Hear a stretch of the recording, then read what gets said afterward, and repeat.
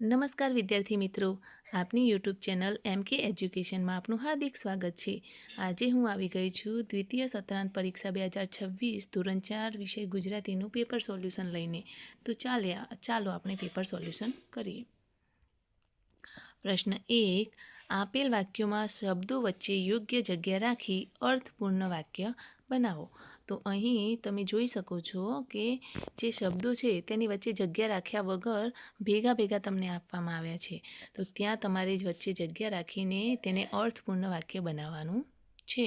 તેમાં પહેલાનો જવાબ આવશે, કાબરના બચ્ચા હવે કંઈક શાંત થયા હતા। બીજું આવશે, લીંબુ કાપતા તેમાંથી લોહી ટપકવા લાગ્યું। ત્રીજો જવાબ આવશે, આપણા દેશની ટીમ જીતી હતી। ચોથાનો જવાબ આવશે, નંદ બાબાના ઘરે દહીં માખણની ક્યાં ખોટ છે। પાંચમાનો જવાબ આવશે, દિવાલ રંગવાનો રિવાજ કોણે શોધ્યો। તો તમે અહીં જોઈ શકો છો દરેક વાક્યમાં કયા શબ્દની વચ્ચે ક્યાં જગ્યા આવશે તે લખીને તમને બતાવ્યું છે। આ મુજબ જવાબ લખવાના હતા। પ્રશ્ન 2, આપેલ શબ્દનો સાચો અર્થ શોધીને લખો।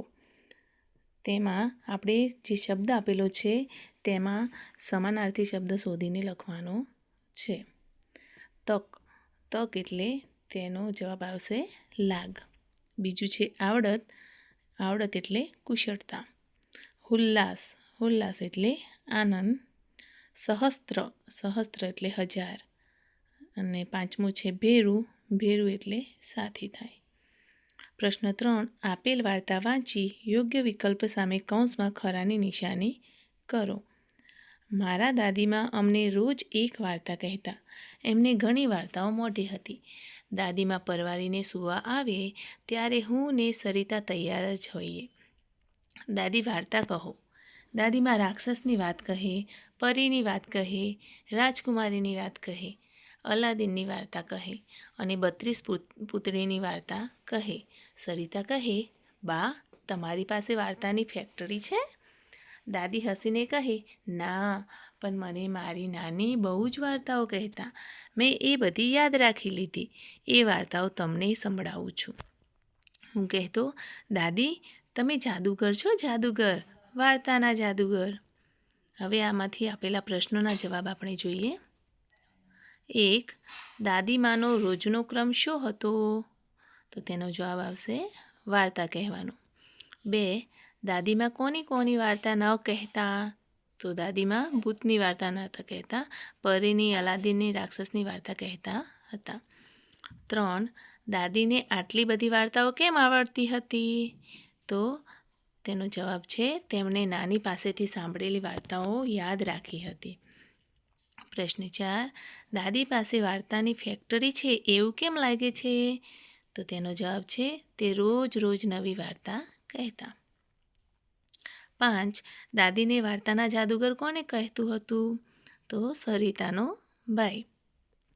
પ્રશ્ન 4, પ્રશ્નોના જવાબ લખો। બીક લાગે ત્યારે શરીરમાં શું થાય? તો જવાબ આવશે, બીક લાગે ત્યારે શરીર ધ્રુજે છે અને હૃદયના ધબકારા વધી જાય છે। પ્રશ્ન 2, દુપટ્ટા પર કંકુ જેવા રંગના પગલાં શા માટે પડ્યા? તો તેનો જવાબ આવશે, દુપટ્ટા પર ચૂનાનો આછો લેપ કરેલો હતો અને તેના પર હળદરવાળા પગથી ચાલતા કંકુ જેવા રંગના પગલાં પડ્યા। 3, વર્ગની અંદર રમી શકાય એવી 2 રમતોના નામ આપો। તો કેરમ અને ચેસ જે વર્ગની અંદર રમી શકાય છે। 4, ગોકુળ ગામના લોકોનો મુખ્ય વ્યવસાય કયો હશે? તો પશુપાલન અને ખેતી એ ગોકુળ ગામના લોકોનો મુખ્ય વ્યવસાય હશે। 5, તમને કયું કામ કરવું ન ગમે? તો આમાં જવાબ તમારે તમારી રીતે લખવાનો છે, કારણ કે દરેકને અલગ કામ હોય જે ગમતા ન હોય। તો તમને જે કામ કરવું ન ગમતું હોય તે તમારે જવાબ લખવાનો છે। પ્રશ્ન 5, માગ્યા મુજબ જવાબ આપો। ઉદાહરણ પ્રમાણે વાક્યની આગળ પહેલાં, હમણાં, હવે, પછી એમાંથી કોઈ એક વિકલ્પ પસંદ કરીને લખો। તો ઉદાહરણ આપ્યું છે, હવે પછી સોનલ તેના માસી સાથે બહાર જશે। તો અહીં ખાલી જગ્યામાં આવશે હમણાં। મેશ્વા તેની મમ્મીને રસોઈ કરતી જોઈ રહી છે. 2. તમારી સમજ પ્રમાણે અધૂરું વાક્ય પૂરું કરો. મારી સાયકલને હું પવનપુત્ર કહું છું. તો તેવી જ રીતે આપણે મારો મિત્ર ટેબલને અડ્યા વિના ટેબલને ખસેડી નાખે તેના કામ જોતાં અમે તેને જાદુગર કહેતા. કારણ કે જાદુગર છે જાદુના ખેલ કરે, તેની અંદર આ પ્રકારના જાદુ કરતો હોય છે. 3. સાચી જોડણી લખો. તો સાચી જોડણી ઇન્જેક્શનની આ મુજબની થશે. 4. વાક્યમાંથી વ્યક્તિવાચક કે સમૂહવાચક સંજ્ઞા ઓળખાવો. તો વ્યક્તિવાચક સંજ્ઞા છે ગંગા અને સમૂહવાચક સંજ્ઞા છે સૈન્ય. સ અથવા શ મૂકી સાચી જોડણી બનાવો. તો ખુરશીની સાચી જોડણી આ મુજબ થશે. પ્રશ્ન 6. આપેલ શબ્દોનો ઉપયોગ કરી અર્થપૂર્ણ વાક્ય લખો. ઉદાહરણ પકડ દાવ.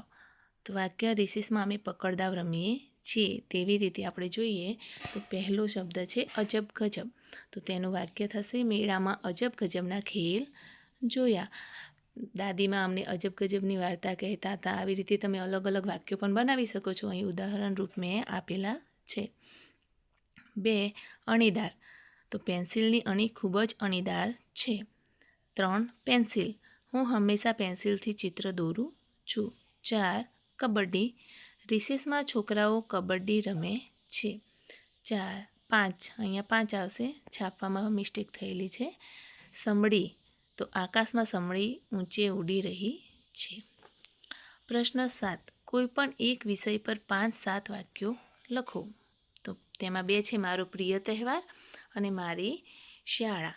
તો તેમાંથી મારી શાળા વિશે અહીં લખ્યું છે અને તમે તમારા પ્રિય તહેવાર વિશે પણ લખી શકો છો. હોળી કે દિવાળી, ઉત્તરાયણ, કોઈ પણ તહેવાર વિશે લખી શકો છો. અહીં ઉદાહરણ રૂપ લખ્યું છે મારી શાળા. તો મારી શાળાનું નામ, અહીં તમારે તમારી શાળાનું નામ લખવાનું. મારી શાળાનું નામ આ છે. મારી શાળાનું મકાન ખૂબ જ સુંદર અને મોટું છે. મારી શાળામાં સુંદર ફૂલ છોડ અને રમવા માટે મેદાન છે. અમારા આચાર્ય અને શિક્ષકો અમને ખૂબ જ પ્રેમથી ભણાવે છે. અમારી શાળામાં મધ્યાહન ભોજન પણ આપવામાં આવે છે. મને મારી શાળામાં ભણવાની અને રમવાની ખૂબ જ મજા આવે છે. પ્રશ્ન 8. આપેલા ભાવવાચક શબ્દના ઉદાહરણ પ્રમાણે વાક્ય બનાવો. ઉદાહરણ દયા. તો કોથળી ખાતી ગાયને જોઈ તીર્થને દયા આવી. તેવી જ રીતે ગુસ્સો. કોઈ જૂઠું બોલે તો મને ગુસ્સો આવે છે. 2 નંબરમાં છે પ્રેમ. હું મારી મમ્મીને ખૂબ જ પ્રેમ કરું છું. 3 નંબરમાં છે ડર. રાત્રે અંધારામાં મને ખૂબ ડર લાગે છે. મજા. રવિવારે મિત્રો સાથે રમવાની ખૂબ જ મજા આવી. 5. ચિંતા. પરીક્ષાનું પરિણામ કેવું આવશે તેની મને ચિંતા છે. તો બાળકો, તમને આ વિડીયો ગમ્યો હોય તો વિડીયોને લાઈક કરો, શેર કરો, કોમેન્ટ કરો અને જો તમે અમારી ચેનલ પર નવા હોય તો ચેનલને સબસ્ક્રાઈબ કરી દો. ફરી મળીએ નવા વિડીયો સાથે. ત્યાં સુધી આવજો.